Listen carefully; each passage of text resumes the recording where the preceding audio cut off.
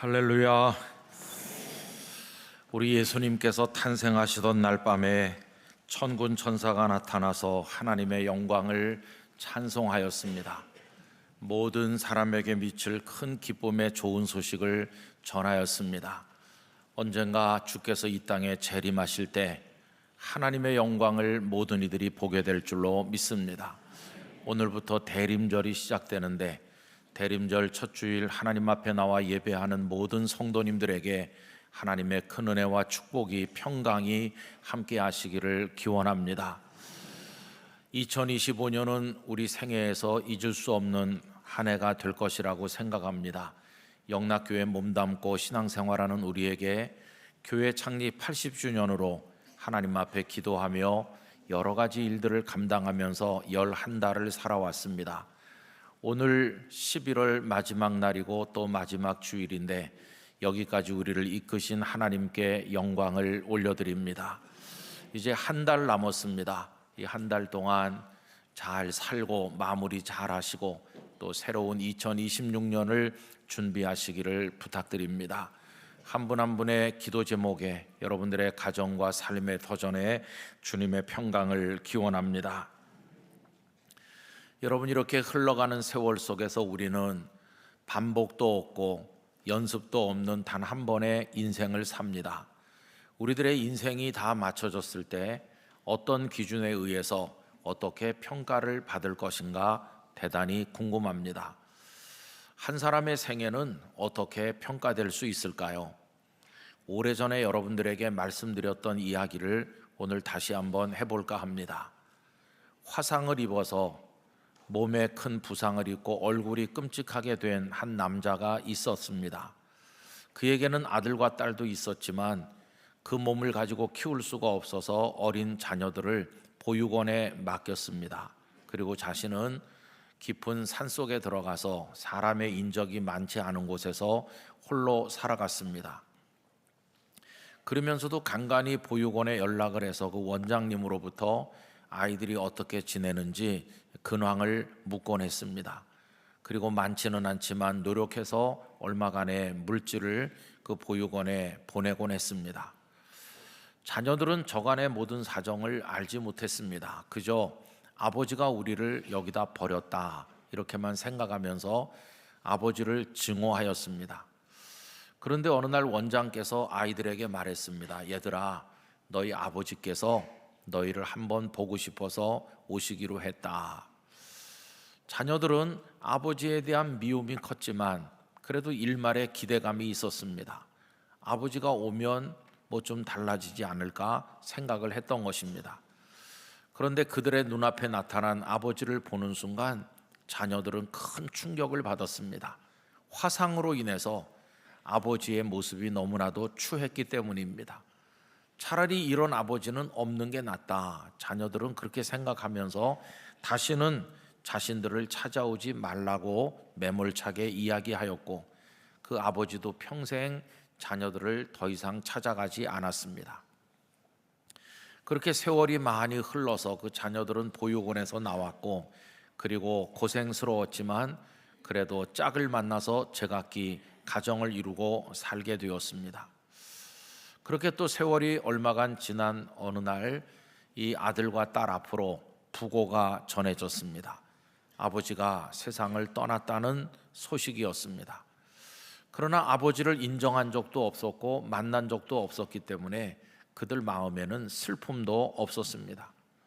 그렇지만 아버지가 돌아가셨다는데 그 죽음은 누군가는 가서 장례를 해야 될 것이기 때문에 이 아들, 딸 둘이 아버지가 사셨다고 하는 그 시골집을 찾아가게 되었는데 가보니 싸늘하게 식은 아버지가 그들을 기다리고 있었습니다.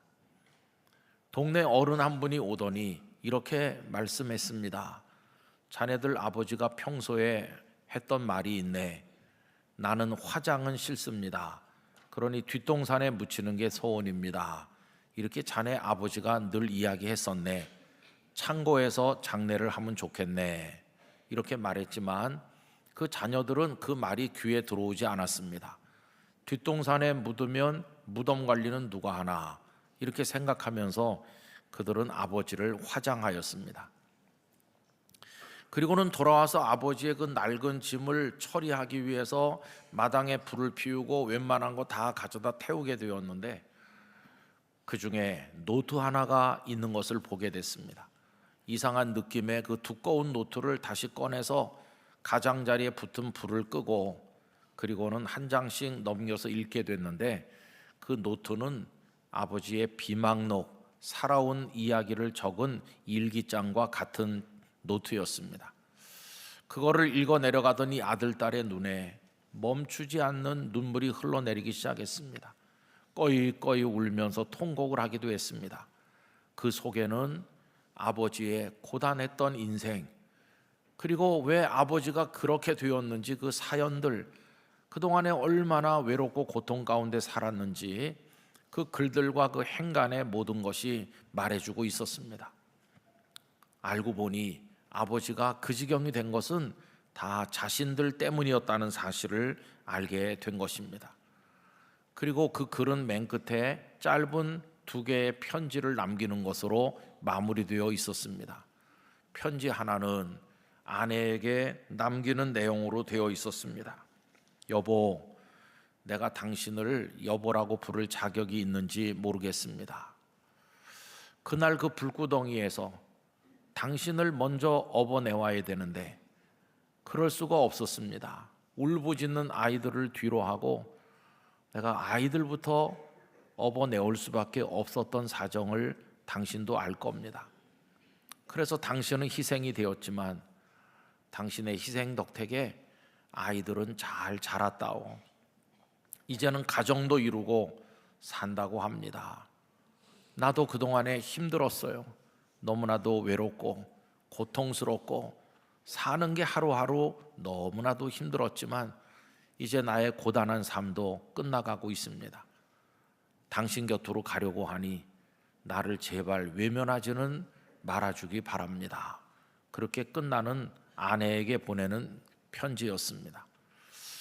그리고 아들, 딸에게 보내는 짧은 글도 있었는데, 너무도 사랑하고 보고 싶은 아들, 딸아, 애비 노릇을 못하고 가서 너무나도 미안하다.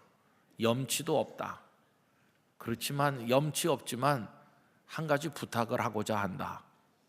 나를 제발 화장은 하지 말아다오. 나는 지나간 30수년 동안 매일 밤 불구덩이에서 죽는 악몽을 꾸어왔단다. 그러니 제발 화장은 하지 말아다오. 이렇게 끝나는 편지였습니다. 그러나 이미 그 아버지는 화장된 이후였고 그 자녀들은 땅을 치고 탄식하고 울어도 아무 소용이 없었다고 합니다. 여러분, 이 슬프고 가슴 먹먹한 이야기를 접하면서 그 아버지라는 이의 인생은 어떻게 평가되는 것일까 생각을 해봅니다. 사람들은 말하겠죠. 그냥 불쌍한 사람이었다. 그는 돈을 번 것도 아니고 세상에 유명한 사람이 된 것도 아니고 뭐 인생에 멋진 모습을 보인 것도 아니고 참 마음 아픈 인생을 살았지만 그는 그냥 참 가슴 아픈 실패자였다. 대부분의 사람은 그렇게 말할 것입니다.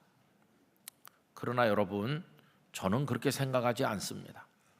일반적으로 말하면 그런 평가를 받을 수밖에 없겠지만 적어도 세상의 그 아들과 딸의 마음속에 남은 그 아버지는 한 가지로 인해서 세상에서 가장 위대하고 훌륭한 아버지로 남을 것이라고 생각합니다. 그 한 가지가 뭘까요?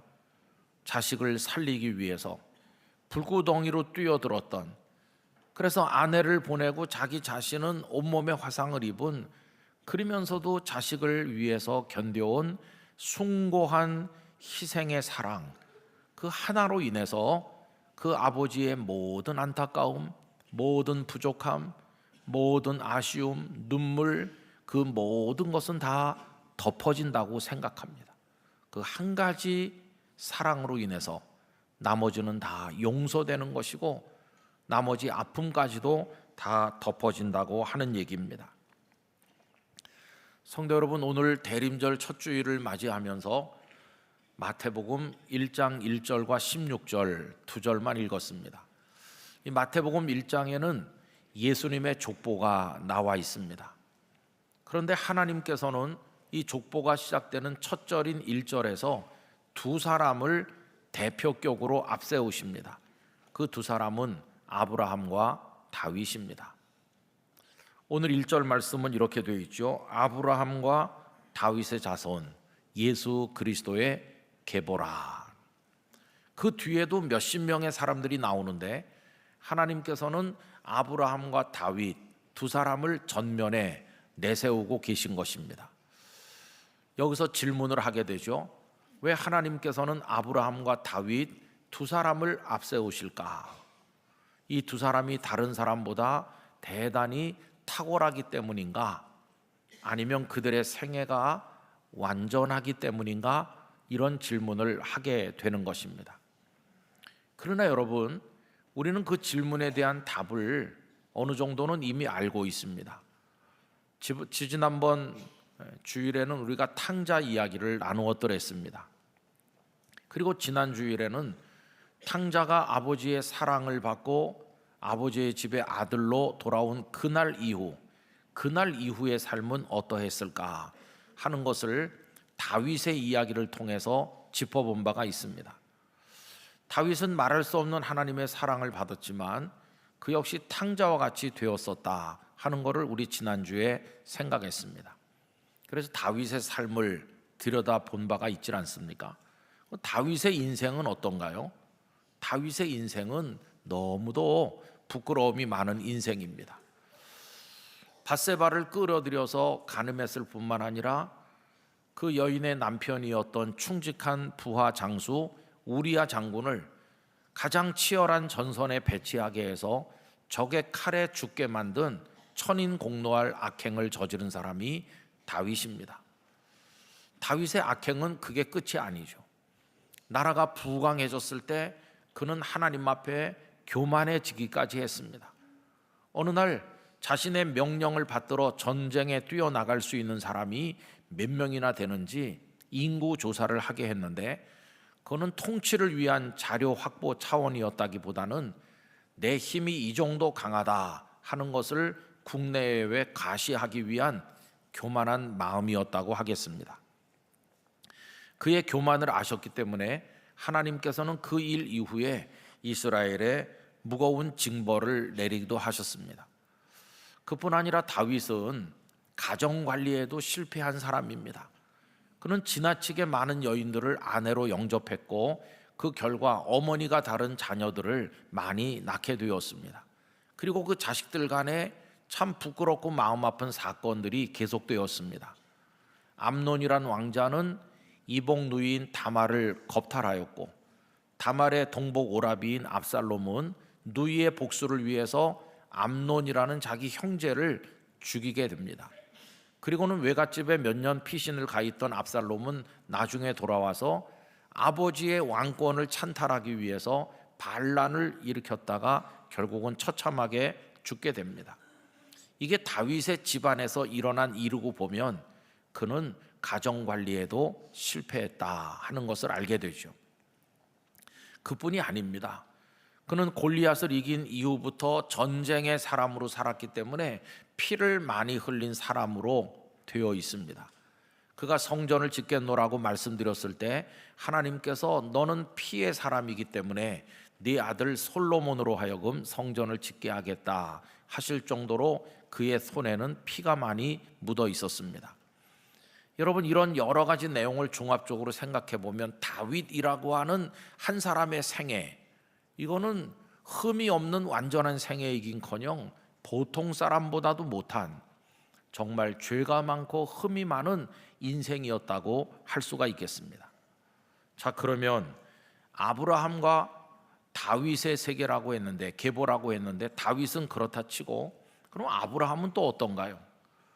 여러분, 아브라함을 우리는 믿음의 조상이라고 존경합니다. 그러나 창세기 말씀을 읽어보면 그는 믿음의 조상이라고 하기에는 너무나도 아쉬운 의심의 사람으로 살았을 때가 많습니다.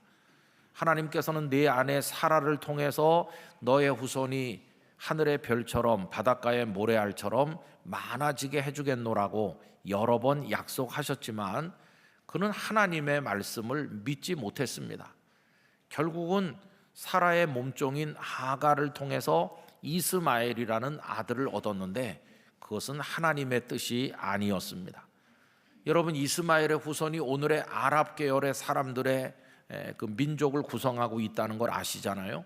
그리고 이스라엘의 또 후손들이 지금 퍼져나가고 있죠.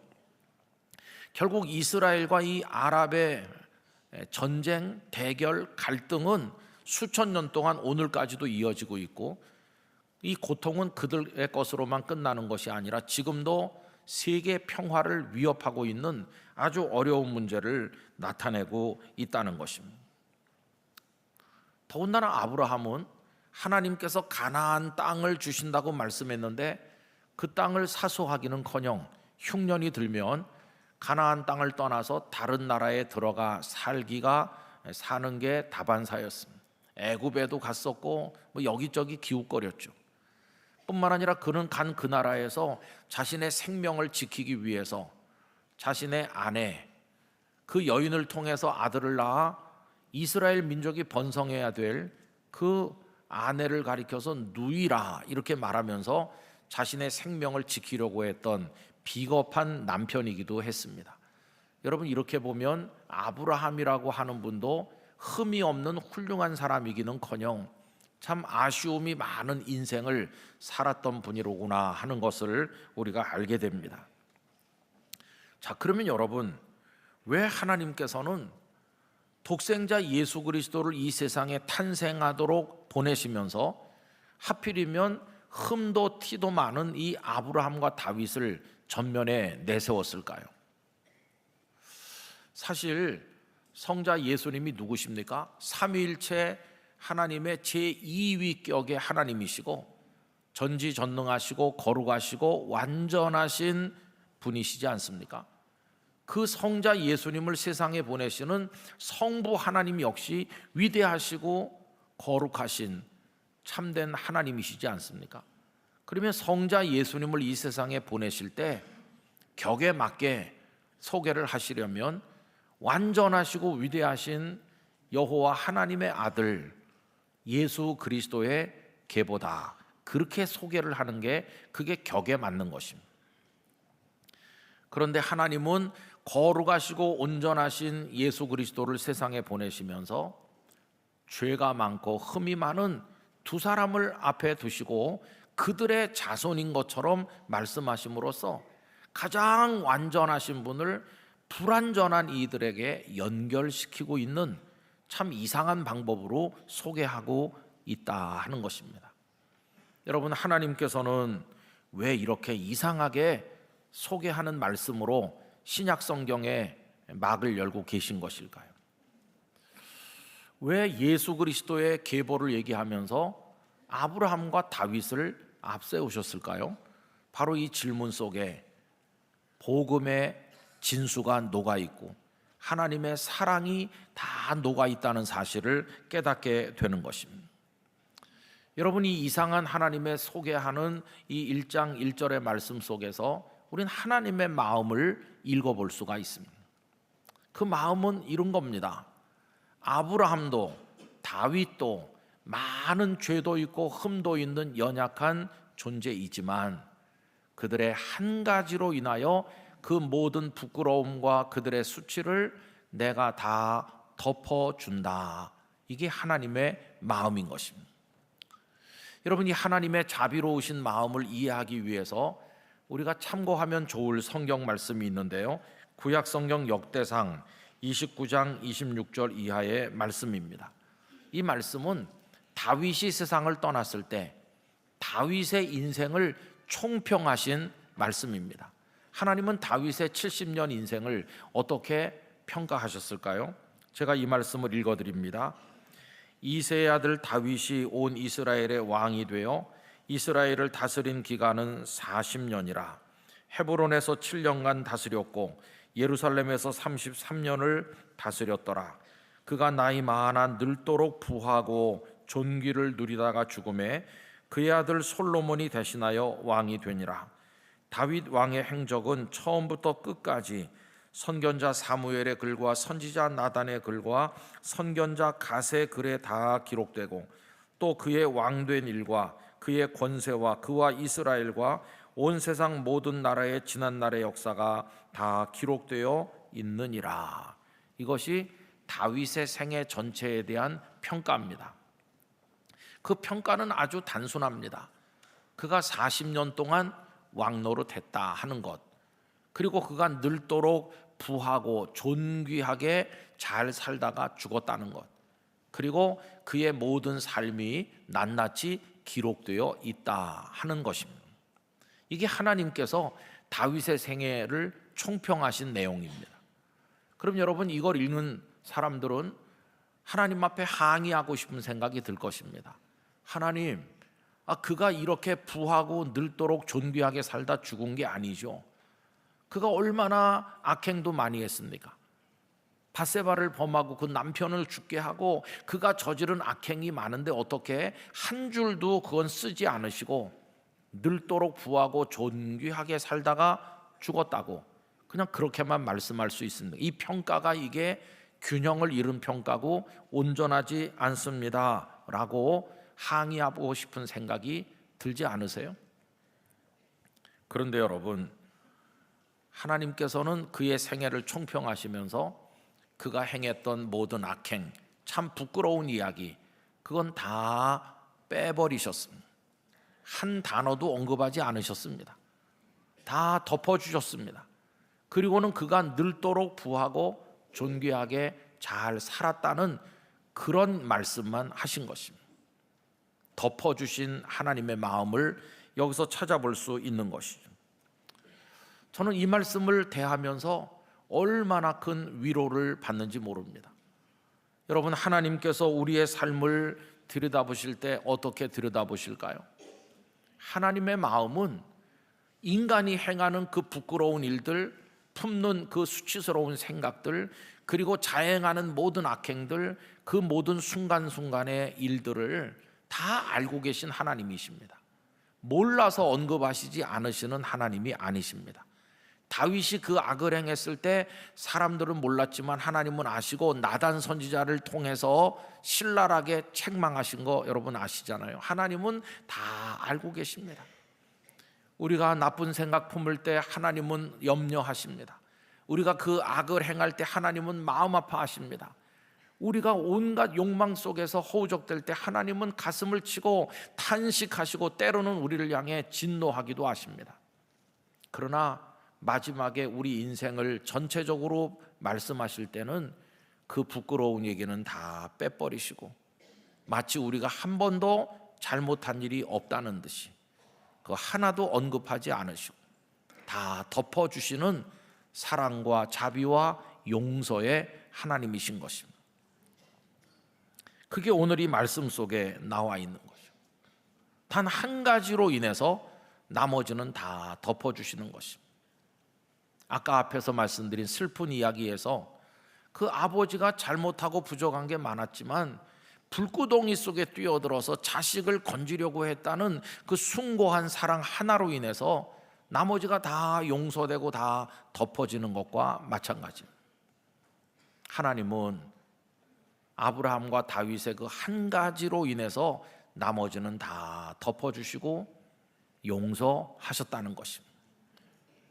하나님은 들춰내셔서 백일하에 다 보여주시고 우리를 망신시키고 우리를 멸망으로 명하시는 그런 하나님이 아니시고 다 덮어주시는 자비의 하나님이시라 하는 것입니다. 가을이 되면 사람들이 많이 찾아가는 곳 중에 저 경기도 양평 용문에 있는 용문산에 그 은행나무가 있습니다. 워낙 우리나라에서 유명한 은행나무죠. 산이 유명한 게 아니라 산자락에 있는 나무가 유명해서 그 산까지 유명해진 경우라고 생각합니다. 여러분, 용문산 은행나무 지금은 이파리가 다 졌으니까 내년에 가시기 바랍니다. 그런데 제가 한 3, 40년 전에 처음 갔을 때 사람들이 말하기를 이 나무가 1000년 됐다 그러더라고요. 근데 요새 가도 사람들은 여전히 1000년 됐다고 그래요. 500년 후에 가도 1000년 됐다고 말할 것 같아요. 도대체 수령이 몇 년인지 정확히 알 수가 없어요. 그런데 작년 봄에 국립산림과학원이라고 하는 기관에서 이 나무에 대한 아주 세밀한 조사를 했다고 합니다. 그리고 최첨단 과학 기법을 동원해 가지고 뭐 자동차의 라이다라고 하는 거기 사용되는 기술을 동원했다고 그러는데 그 설명은 제가 잘 할 수는 없는데 어쨌든 그래서 그 나무를 아주 세밀하게 정확하게 알고 싶은 걸 측량했는데 이 용문산 은행나무의 키가 38.8m다. 그래서 13층 아파트 높이만 하다. 그리고 나무의 무게를 측량을 했더니 97.9톤이다. 중형 승용차 69대 무게라고 합니다. 엄청난 나무죠. 한 그루가 어마어마하죠. 여러분 제일 궁금한 건 뭘까요? 그 나무의 수령이 궁금하잖아요. 그래서 조사를 해보니까 1018년 된 것으로 나왔다고 합니다. 그때는 고려시대 목종이라는 임금이 있을 때죠. 그때 심었는데 그게 1018년 된 거를 확인했다. 그게 작년 얘기니까 올해는 1019년 된 겁니다. 여러분 내년에 가시걸랑 1020년 된 나무다 이렇게 하셔야 맞는 겁니다. 계속 1000년 됐다고만 하시면 안 되고. 근데 전국 각지에서 엄청난 사람들이 그 나무 한 그루를 보려고 몰려옵니다. 도대체 왜 몰려오는 것일까요? 그 나무가 1019년 전에 심겨진 이후로 한 번도 어려운 일을 겪은 적이 없고 그 나무가 가지가 부러진 적도 없고 비바람에도 흔들린 적도 없고 그냥 완벽하게 성장했기 때문에 사람들이 보러 오는 것일까요? 오히려 그 반대입니다. 1000년이라는 세월은 우리로서는 가늠할 수도 없는 긴 세월인데 그 긴 세월 동안 태풍도 많이 왔을 것이고 비도 맞고 그리고 우박도 쏟아지고 눈도 쌓이고 뭐 말할 수 없는 다양한 고통을 겪으면서 가지가 부러진 적도 있을 것이고 뭐 굉장히 많은 어려움을 겪었을 텐데 그럼에도 불구하고 단 한 가지 아직도 살아있을 뿐만 아니라 하늘을 향해 곱게 자라 올라가서 지금도 의연히 서 있다고 하는 그거 하나 때문에 사람들은 신비를 느끼고 그 나무를 보기 위해서 오는 것입니다. 상처가 없어서 꺾인 적이 없어서 완벽해서 오는 게 아니라 그 많은 아픔과 고통 실수에도 불구하고 그 나무가 의연하게 자란 것 때문에 와서 본다는 얘기입니다. 여러분 저는 우리 인생도 그와 같다고 생각합니다. 우리가 한 그루 나무와 같다고 생각해 보면 지난 몇십 년을 살아오는 동안 떳떳하지 못한 때가 얼마나 많았나. 남이 알까 부끄러운 욕심을 품었던 때는 또 얼마나 많았나. 입으로나 삶으로 정직을 지키지 못하고 거짓되고 편벽되게 이중적으로 행동했던 적은 또 얼마나 많은가. 또 교만해서 다른 사람을 경청하지 않고 묵살하고 몰아붙이고 정죄했을 때는 얼마나 많은가. 다시 돌아가고 싶은 후회스러운 일이 우리 생에 얼마나 많습니까? 여러분 그게 우리들이죠. 어떻게 보면 희망이 없는 것 같고 상처투성이고 다 망가져서 이제는 인생을 포기해야 될 것 같은 낙심이 들 때도 있는 그게 우리들의 모습이죠. 그러나 성도 여러분 낙심하지 마시기를 바랍니다. 많이 무너지고 잘못됐고 안타깝고 실수 많이 했고 죄를 많이 지었지만 한 가지로 인해서 덮어주시는 하나님의 위로와 은혜가 우리에게 있을 것입니다. 그러면 다윗은 무엇 한 가지로 인해서 하나님이 덮어주셨을까요? 그것은 그가 하나님 한 분밖에 없음을 알고 하나님을 향해 끝까지 달려나가는 삶을 살았다는 바로 그 사실입니다. 하나님의 진노가 임할 때도 그는 울부짖으면서 하나님 당신이 저를 버리시면 저는 살 수 없습니다. 하나님 아버지 당신밖에 없습니다. 그러면서 하나님을 향해 진노를 받는 순간에도 하나님을 향해 하나님을 놓지 않았던 그 한 가지로 인해서 나머지 모든 것은 하나님께서 다 덮어주셨다는 것입니다. 여러분, 저는 이 설교 원고를 정리하면서 얼마나 큰 위로를 받았는지 모릅니다. 저도 11달을 여러분들과 같이 살았고 또 지나간 몇십 년을 목사의 신분으로 살았습니다. 이 중엔 장로님들도 집사님들도 권사님들도 뭐 예수님을 오래 믿었던 짧게 믿었던 다양한 인생의 과정을 가지고 결혼 생활 수십 년씩 하시고 또 꿈을 가지고 살아오신 수고 많이 한 나날이 있지 않습니까? 돌아서 우리들의 인생을 보면은 너무 흠도 많고 잘못도 많고 실패도 많이 했고 부끄러움도 많아서 누가 알까 겁나고 하나님께서 이거 다 들춰내 가지고 늘어놓으시면 우리는 어떡하지? 그게 우리들의 모습이죠. 저도 목사로 한 해를 살면서 참 부실한 게 많았다. 좀 더 철저하게, 좀 더 깊이 있게 잘했어야 되는데 너무나 모자란 게 많았다. 그런 자책도 많이 하였습니다. 설교하는 사람인데 설교 준비하는 것도 부실할 때가 많죠. 토요일 오후 되면은 제가 완성된 설교 원고를 교회로 보내드리는데 아내는 늘 저한테 물어봅니다. 원고 보내셨어요? 그렇게 꼭 빚쟁이처럼 물어봅니다. 그렇게만 묻는 게 아니고 이렇게도 물어봅니다. 내용이 충실한가요? 그래도 나보고 어쩌란 말이에요. 그럼 제가 이렇게 말합니다. 보냈긴 보냈는데 영 부실해. 내일 가서 할 말이 없어. 그러면은 걱정을 하면서 아니 성도들이 설교 듣는다고 다 오시는데 어쩌면 좋으냐고 그래요. 그럼 제가 할 말이 하나밖에 없어요. 걱정되면 기도해 주세요. 이렇게 하는데. 근데 정말 부실할 때도 많고 뭐 그렇죠 뭐. 그래서 하나님 앞에 서면 참 죄송한 생각이 너무나도 많아요. 그래서 이 원고를 준비하면서 어제 위로를 많이 받았어요. 하나님께서 괜찮다. 너 부실한 거 내가 알고 있고 모자란 거 알고 있지만 너 아직도 날 붙들고 있지 않냐. 그거 하나면 너 수고한 거야. 됐어. 그렇게 위로해 주시는 것 같아서 참 기쁜 마음이 들었어요. 우리 영락교회 성도들과 오늘 방문해서 오신 여러분, 영상으로 연결되어 계신 많은 여러분들을 위로하고 싶습니다. 그동안에는 왜 이렇게밖에 못하냐 우리 자신을 많이 책망했지만 오늘은 성도님들을 위로해드리고 싶어요. 여러분 잘못한 것도 많고 부실한 것도 많고 후회되는 것도 많으시겠죠. 그러나 오늘도 변함없이 예배자로 이 자리에 계신 거 하나만으로 하나님밖에 없음을 믿고 고백하는 여러분의 믿음 그 하나만으로 우리 하나님은 다 덮어주실 것입니다.